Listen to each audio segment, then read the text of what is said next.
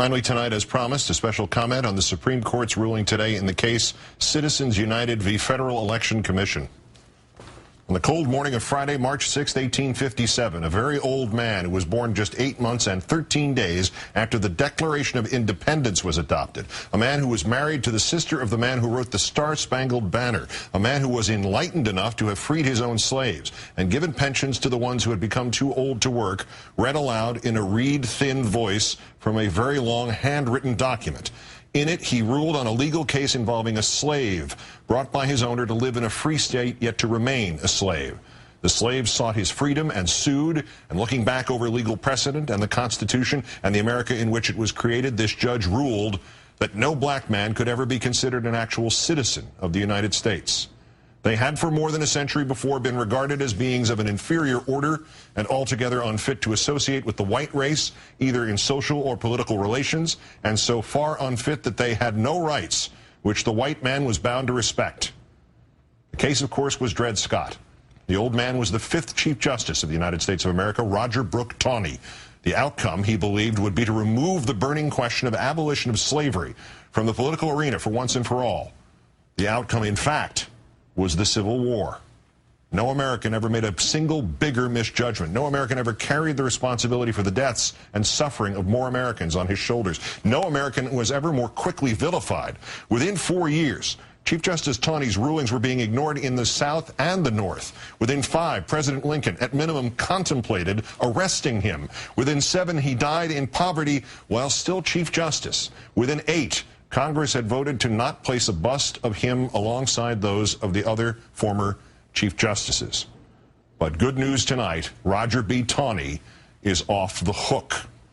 Today, the Supreme Court of Chief Justice John Roberts, in a decision that might actually have more dire implications than Dred Scott v. Sanford, declared that because of the alchemy of its 19th century predecessors in deciding that corporations had all the rights of people, any restrictions on how these corporate beings spend their money on political advertising are unconstitutional.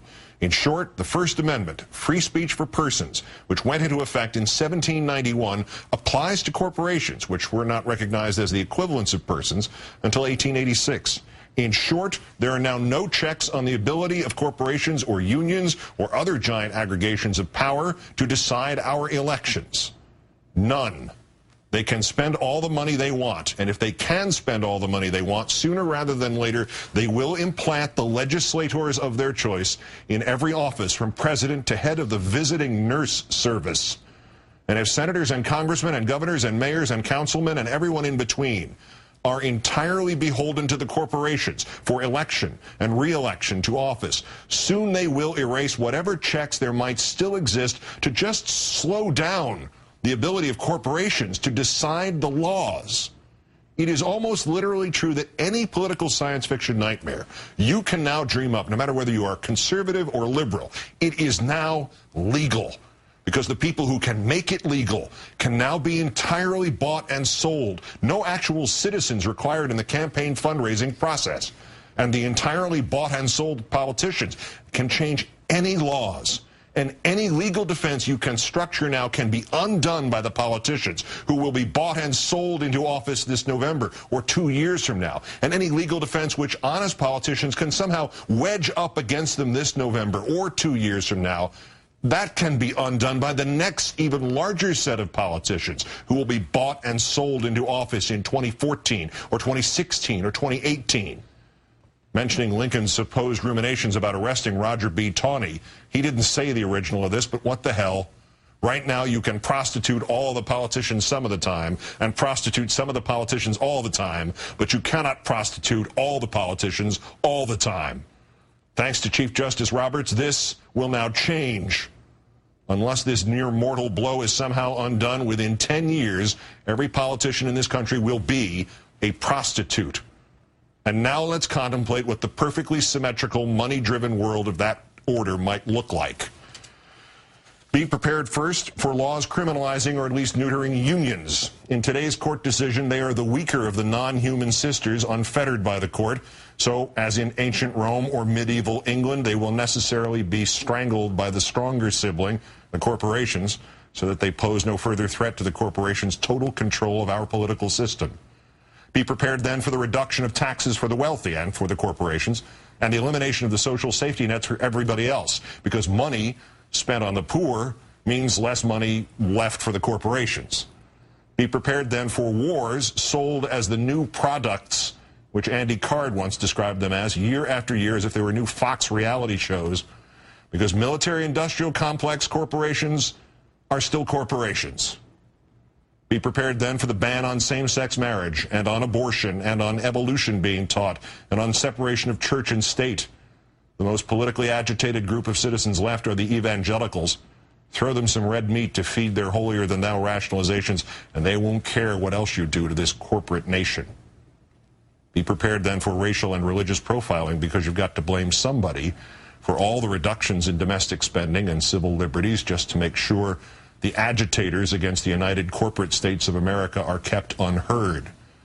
Be prepared for those poor, dumb, manipulated bastards, the Tea Partiers, to have a glorious few years as the front men, as the corporations that bankroll them slowly unroll their total control of our political system. And then be prepared to watch them be banished, maybe outlawed, when a few of the brighter ones suddenly realize that the corporations have made them merely the Judas goats of American freedom. And be prepared then for the bank reforms that President Obama has just this day vowed to enable to be rolled back by his successor, purchased by the banks with the money President Bush gave them, his successor, presumably President Palin, because if you need a friendly face of fascism, you might as well get one that can wink.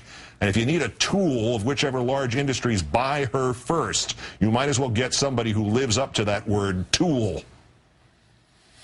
Be prepared for the little changes, too. If there are any small towns left to take over, Walmart can now soften them up with carpet advertising for their Walmart Town Council candidates, brought to you by Walmart. Be prepared for the Richard Mellon scapes to drop such inefficiencies as vanity newspapers and simply buy and install their own city governments in the Pittsburghs. Be prepared for the personally wealthy men like John Kerry to become the paupers of the Senate, or the ones like Mike Bloomberg, not even surviving the primary against Halliburton's choice for mayor of New York City. Be prepared for the end of what you're watching now. I don't just mean me or this program or this network. I mean all the independent news organizations and the propagandists like Fox, for that matter, because Fox inflames people against the state. And after today's ruling, the corporations will only need a few more years of inflaming people before the message suddenly shifts to everything's great. Glenn Beck and Rush Limbaugh don't even realize it. Today, John Roberts just cut their throats, too. So with critics silenced, then bought off, and even the town assessor who lives next door to you elected to office with campaign funds 99.9% drawn from corporate coffers, what are you going to do about it? The Internet. The Internet. Ask them about the Internet in China. Kiss net neutrality goodbye. Kiss whatever right to privacy on the net you think you currently have goodbye. And anyway, what are you going to complain about if you don't even know it happened? In the new world unveiled this morning by John Roberts, who stops Rupert Murdoch from buying the Associated Press? This decision, which in mythology would rank somewhere between the bottomless pit and the opening of Pandora's box, got next to no coverage in the right-wing media today, almost nothing in the middle, and a lot less than necessary on the left. The right wing won't even tell their constituents that they're being sold into bondage alongside the rest of us. Why should they? For them, the start of this will be wonderful. The Republicans, the conservatives, the Joe Liebermans, the Tea Partiers are in the front aisle at the political prostitution store. They are specially discounted old favorites for their corporate masters. Like the first years of irreversible climate change for the conservatives, the previously cold winter will grow delightfully warm. Only later will it be hot, then unbearable, then flames. And the conservatives will burn with the rest of us, and they'll never know what happened. So what are you going to do about it? Turn to free speech advocates? These were the free speech advocates. The lawyer for that homunculus who filed this suit, David Bossie, the lawyer is Floyd Abrams. Floyd Abrams, who has spent his life defending American freedoms, especially freedom of speech. Apparently, this life was spent this way in order to guarantee that when it really counted, he could help the corporations destroy free speech. His argument, translated from self-satisfied legal jargon, is that as a function of the First Amendment, you must allow for the raping and pillaging of the First Amendment by people who can buy the First Amendment. He will go down in the history books as the Quisling of freedom of speech in this country. That is, if the corporations who now buy the school boards which decide which history books get printed approve, if there are still history books. So what are you going to do about it? Russ Feingold told me today there might yet be ways to work around this, to restrict corporate governance and how corporations make and spend their money. I pointed out that any such legislation, even if it somehow sneaked past this, the last U.S. Senate, not funded by a generous gift from the Chubb Group, would eventually wind up in front of a Supreme Court, and whether or not John Roberts was still at its head would be irrelevant. The next 9 men and women on the Supreme Court will get there not because of their judgment, nor even their politics. They will get there because they were appointed by purchased presidents and confirmed by purchased senators. This is what John Roberts did today. This is a Supreme Court-sanctioned murder of what little actual democracy is left in this democracy. It is government of the people, by the corporations, for the corporations. It is the Dark Ages. It is our Dred Scott. I would suggest a revolution, but a revolution against the corporations that make all the guns and the bullets? Maybe it won't be this bad. Maybe the corporations, legally defined as human beings, but without the pesky occasional human attributes of conscience and compassion. Maybe when handed the only keys to the electoral machine, they will simply not redesign America in their own corporate image. But let me leave you with this final question. After today, who's going to stop them? Good night and good luck.